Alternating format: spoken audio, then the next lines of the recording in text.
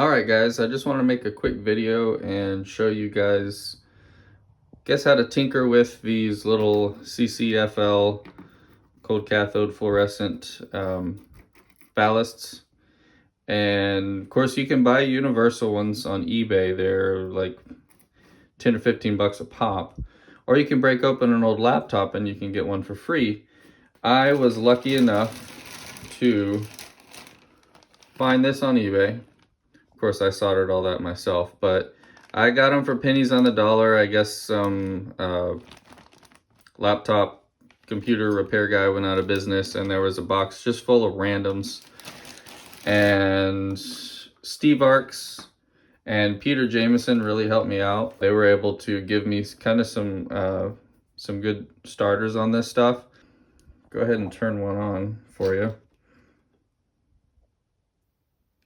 So basically you'll use these to power, I've got them to power small neon units.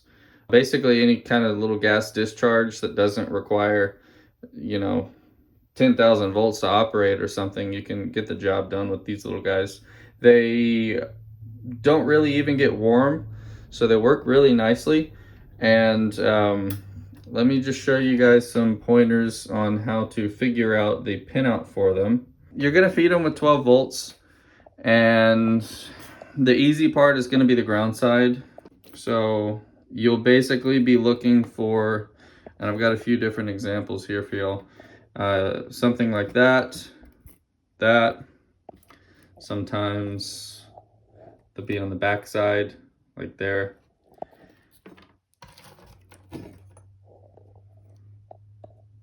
A big copper pad is usually going to be your grounding point. And so once you've found ground, for the pinout, what I do is I take my ohm meter and I just check for continuity and find out which of these pins are grounded, because I don't want to screw this thing up. So you're just going to take your 12 volts, you're going to put ground on your grounding pad, and then you're going to find out which of these pins is ground and remember that, or bend them back or whatever. Typically what I've found on all these different ones is the grounds will be kind of really towards one side. There might be one in the middle or something.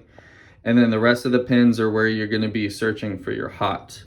Something like this, I only ended up having one hot, I think. But then on others, like this, ground, I actually had two of these pins that had to be hot at the same time for this thing to work. Of course, you've got your HV output on the other end. So yeah, you're gonna have to, don't touch your grounds, ground this guy out, and then go one pin at a time with your hot and see if it does anything. If it doesn't, what I like to do is I get a T-pin, or actually what works better is something more flexible, because these things can be kind of tricky. You can miss it easily.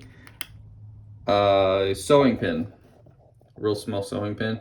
But when I was working on these guys, I would basically, after I had it grounded and I still had my pins available, I would kind of, avoiding the grounds, I would swipe and try to contact different ones and try to touch your different pairs at the same time to try to find out which two pins need to be grounded.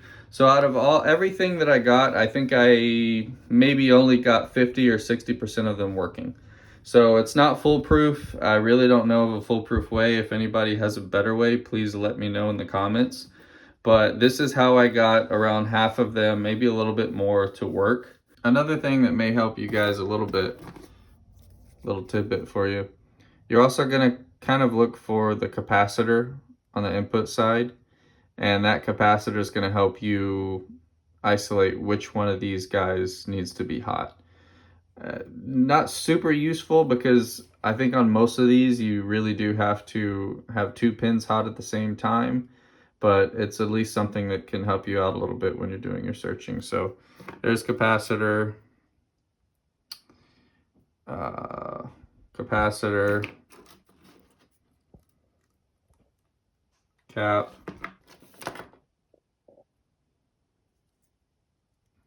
That's a cap.